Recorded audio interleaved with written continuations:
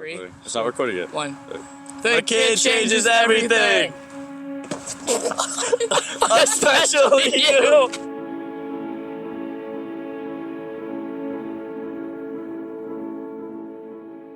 Hey everybody. So we've wrapped up our story on Christmas. Thinking about his birth, I wanted to take some time to hear from some of the children about what they learned from our story and what the birth of the kid means to them.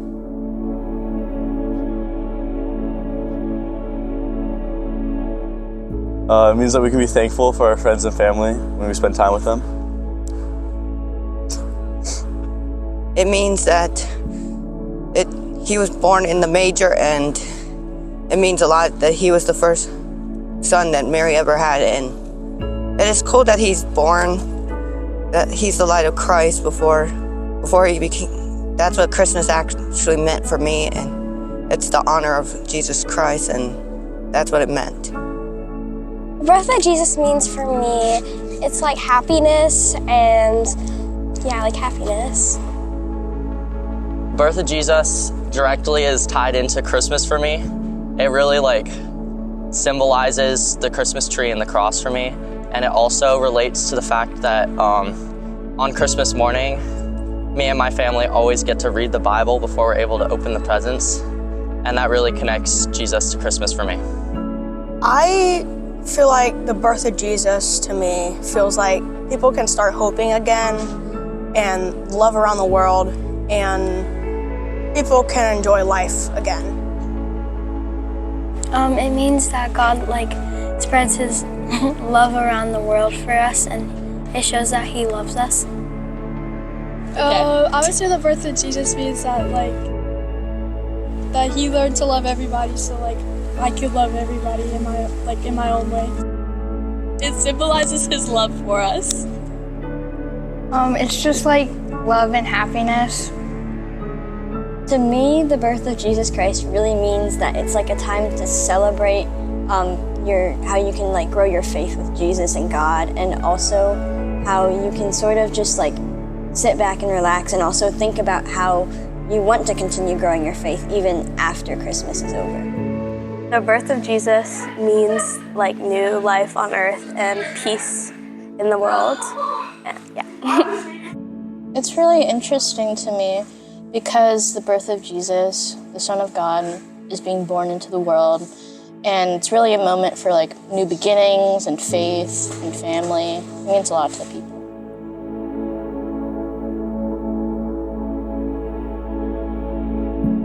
Me and my family, we draw names and we exchange Christmas ornaments with each other so that when we move out of the house for the first time, you can have a tree full of ornaments. It's what I'm most fond of. My favorite Christmas memory, the party I have with my other side of the family. I do it every year with my other side of the family, and that's fun to spend time with them and realize that they're spending time with them, and that's what means more than what you think it is. Yeah, so every couple of years, we take turns having whose house we go to we celebrate Christmas with. And last year we were at my grandparents' house, and I love seeing all the stockings hung up over the TV area, and opening them with the family is just so fun. We actually started this 2 years ago, but my favorite Christmas tradition is that every Christmas we save up money, and then we go to a new state. 2 years ago we went to Virginia, and we saw Riley's Believe It or Not, or Ripley's Believe It or Not. Our family does Secret Santa, and it's really, really fun. My favorite Christmas memory is when I was 10, and I thought I was gonna get a phone for Christmas, and then I opened all my presents and I didn't get a phone, so I started crying, and then but the phone was in the Christmas tree, so I ended up getting a phone. My favorite Christmas memory was when it was probably 6th grade. We were recording for videos like this for on the screen for church, and it was me, Addie, and Tessa, and we were all dressed as, what was it? Wise men. Well, yeah, and she did a cartwheel and kicked Tessa, and I was super sick, and I did not feel good, and I did not want to be there, so my face was priceless. I love Christmas Eve service every single year because all of my family goes, and I'm not really with my family a lot because they all live in different places. So it's like the one time a year where we all get together and we get to go to Christmas Eve service.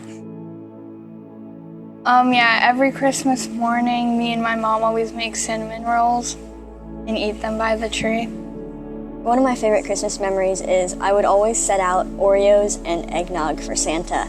And then obviously now that I'm older, I know all the tips and tricks, but my parents would always eat the Oreos like halfway through and then leave it in the shape of like a face. And so I'd wake up and it'd be like Santa's half-eaten face staring back at me. So, yeah.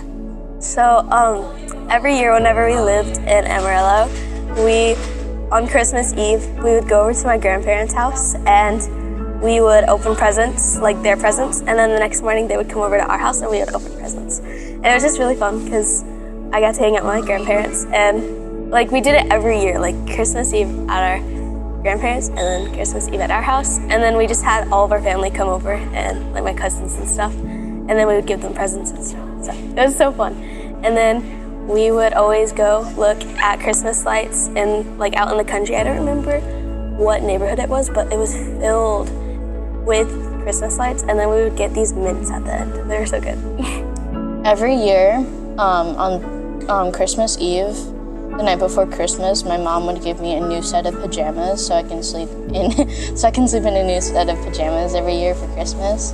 And you know, I really like it, and I think we're still going to do it this year. So there you have it, folks. I hope you enjoyed hearing this Christmas story from an old man as much as I've enjoyed reminiscing it with you.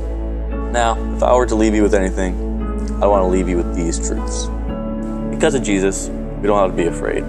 If we can look for the good that shows itself in the hard times. Because of Jesus, we know that whoever you are, Christmas is for you.